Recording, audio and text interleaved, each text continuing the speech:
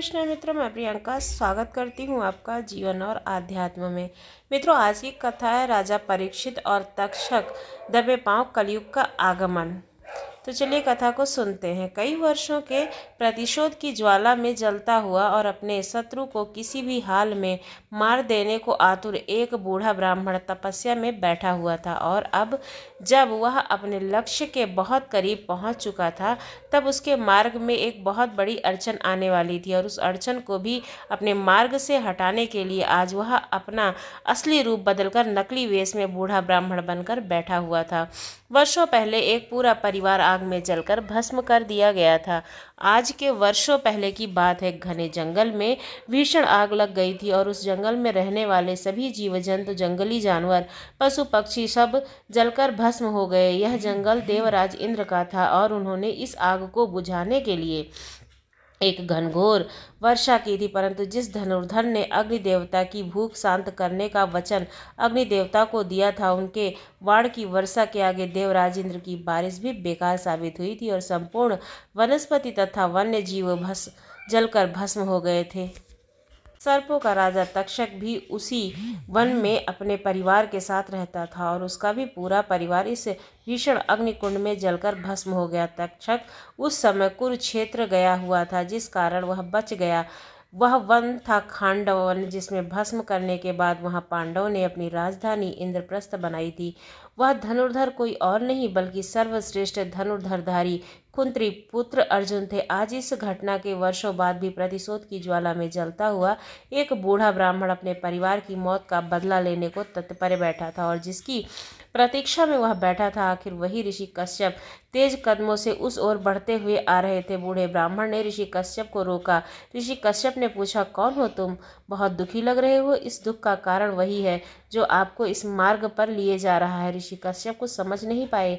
वही कारण, मैं तो राजा परीक्षित के दर्शनों के लिए जा रहा हूँ। उन्हें धमकी दी गई है कि नागराज तक्षक उन्हें काट लेंगे और उनकी जान बचाने के लिए जा रहा हूँ और मैं उन्हें मारने के लिए जा रहा हूँ, क्योंकि मैं ही तक्षक हूँ। ऐसा कहकर वह बूढ़ा ब्राह्मण अपने असली रूप में आ गया। ऋषि कश्यप ने देखा कि अपनी आंखों और अपने मुख में विष उगलता, आग बरसाता, सैकड़ों फीट लंबा नागों का राजा तक्षक उनके आगे खड़ा था। ऋषि कश्यप मुस्कुराते हुए शांत भाव से उस जहरीले लंबे चौड़े सांप के सामने खड़े होकर बोले, यह तो बड़ी अजीब स्थिति है। आप महाराज परीक्षित को मारने जा रहे हैं और मैं बचाने? हम साथ साथ चलें या अलग अलग?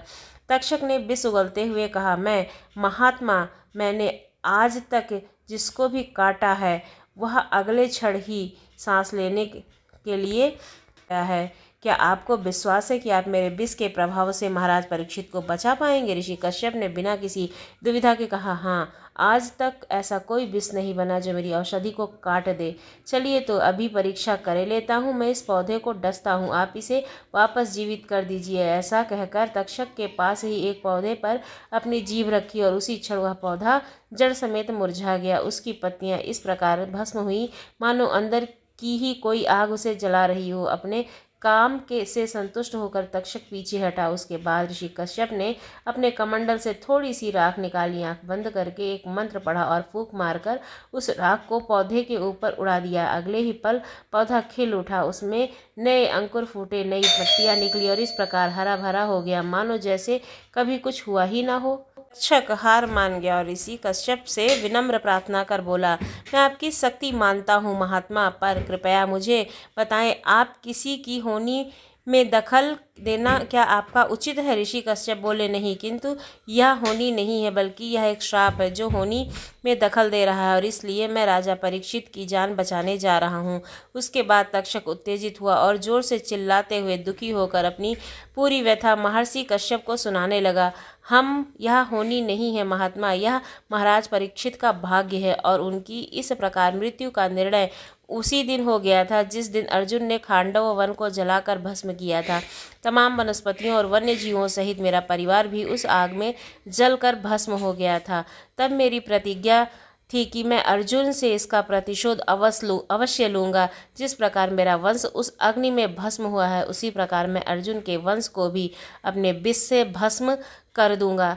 मैंने इसके लिए देवताओं से प्रार्थना की और देवताओं ने अर्जुन के पौत्र राजा परीक्षित के भाग्य में मेरे द्वारा डसकर मारा जाना लिखा है, क्योंकि कर्मों का फल तो भुगतना ही पड़ता है और कोई भी इससे अछूता नहीं है। फिर चाहे वह दुर्योधन हो या अर्जुन। तक्षक की लाल लाल आंखों से अब आंसू बहने लगे थे। वह गहरी सांसें भर रहा था और रोते हुए आगे बोला, आप खुद ही सोचिए महात्मा, क्या यह संयोग था कि एक मौन व्रत धारण किए ऋषि के गले में राजा परीक्षित ने मरा हुआ सांप ही डाला और अपने पिता के गले में मरा हुआ सांप देखकर क्रोध के मारे ऋषि श्रृंगी ने उन्हें मेरे द्वारा काटे जाने का श्राप दिया।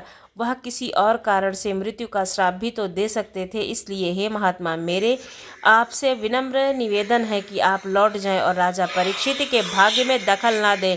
द्वारा पूरी कहानी सुनाए जाने पर महर्षि कश्यप ने उसका सम्मान किया और ईश्वर द्वारा लिखे हुए विधान में किसी तरह का हस्तक्षेप न करते हुए वापस लौट गए। महाराज परीक्षित को ऋषि सामिक के युवा पुत्र श्रृंगी ने श्राप दिया था कि 7 दिनों के भीतर नागराज तक्षक द्वारा काटे जाने से उनकी मृत्यु हो जाएगी। राजा परीक्षित भी इस बात को जान चुके थे कि ऋषि श्रृंगी के मुख से निकला हुआ श्राप अचूक है और पर का अंत हो चुका था और अपने प्रभाव को हर ओर बढ़ाने के लिए कलयुग ने ही अपने छल द्वारा उनकी बुद्धि भ्रष्ट कर दी थी, जिसके कारण उन्होंने ऋषि श्रमिक के गले में मरा हुआ श्राप डालकर उसका अपमान किया था, जिसके प्रतिशोध से ऋषि श्रमिक ने पुत्र श्रृंगी ने श्राप दिया था। इसलिए इन 7 दिनों में उन्होंने श्रीमद् भागवत कथा का पाठ किया। 7 दिनों तक श्रीमद् भागवत कथा सभी दोषों और पापों से मुक्ति दिलाकर मोक्ष दिलाता है। राजा परीक्षित को इस प्रकार पाठ करके ही प्रक्रिया द्वारा आज तक मोक्षदायिनी प्रक्रिया के रूप में विद्यमान है। राजा परीक्षित की न्यायप्रियता और उनके राजधर्म ने प्रजा बहुत खुशी थी और प्रजा की ही भारी मांग पर मंत्रिमंडल ने राजा परीक्षित के महल को एक अभेद किले में बदल डाला था। कोई सांप तो दूर की बात है, एक छोटा सा मच्छर या कीड़ा भी उसमें घुस नहीं सकता था। प्रजा की मांग पर ही ऋषि कश्यप को भी विष काट के लिए बुलाया गया था, जिन्हें तक्षक ने वापस लौटाकर राजा परीक्षित की मृत्यु को अटल कर दिया था। 6 दिन बीत चुके थे पर तक्षक को सफलता नहीं मिल पाई थी। 7वां दिन बीतने को था, सूर्यास्त होने वाला था, मौत का खतरा टल रहा था। में प्रसन्नता का माहौल था, प्रजा के बीच खुशी की लहर दौड़ रही थी। उनके न्यायप्रिय राजा परीक्षित को जीवन दान जो मिल रहा था। सभी पहरेदारों ने भी राहत की सांस ली। साधुओं की एक टोली महाराज परीक्षित के महल में प्रवेश करती है और महाराज द्वारा मृत्यु को हटाए जाने की खुशी में उन्हें फल भेंट करती है और हर रोज प्रसन्नता का वातावरण था। महाराज परीक्षित ने फलों की टोकरी में से एक आम खाने के लिए काटा तो उसमें से एक छोटा सा कीड़ा निकला। दरअसल वो साधु राजा परीक्षित को फल भेंट करने आए थे। वे साधु नहीं बल्कि साधु वेश में नागराज तक्षक के सर्प थे। राजा ने एक नज़र सूर्य की ओर डाली और दूसरी नज़र कीड़े पर और वे समझ गए कि पृथ्वी लोक छोड़ने का समय आ चुका है। वे इस कीड़े को बिल्कुल अपने गले के पास ले गए और आंखें मूंद कर सिर ऊपर कर आसमान की ओर उठाया। अगले ही पल वह कीड़ा एक विशालकाय काले नाग में बदल गया और राजा परीक्षित को डस लिया। इस प्रकार महाराज परीक्षित की मृत्यु हुई और युग का अंत और घात लगाए बैठा कलयुग अब हावी हो चुका था। तो दोस्तों, आपको ये जानकारी कैसी लगी ज़रूर बताइए। यदि अच्छी लगी तो चैनल को सब्सक्राइब करना ना भूलिए। धन्यवाद।